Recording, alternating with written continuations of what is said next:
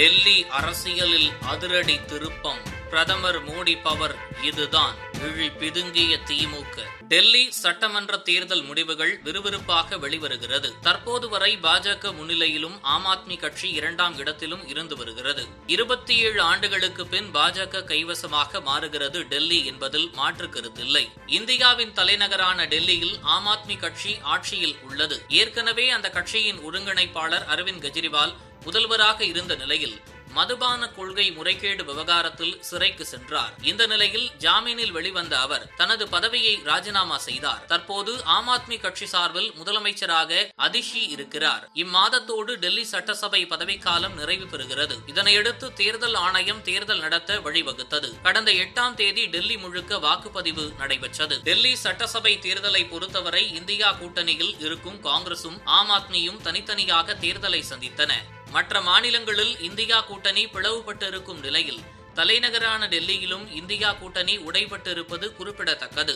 இன்று தேர்தல் முடிவுகள் எண்ணப்பட்டு வருகின்றன. இதில் பாஜக முன்னிலையில் இருந்து வருகின்றது.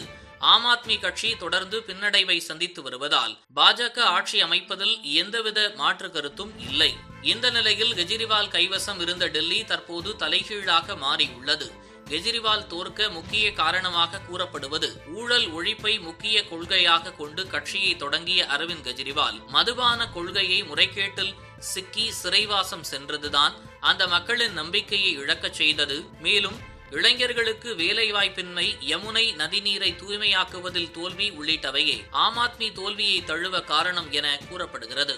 இண்டி கூட்டணியில் இருந்து கொண்டு விலகி நின்று தேர்தலை சந்திப்பதே பாஜகவின் வெற்றி முகமாக பார்க்கப்படுகிறது. மேலும் காங்கிரஸ் போட்டியிட்டதில் டெல்லியில் 3ஆம் இடத்தை நோக்கியே சென்று கொண்டிருக்கிறது. இந்த சூழ்நிலையில் தமிழகத்தில் திமுக ஆட்சி நடைபெறுகிறது.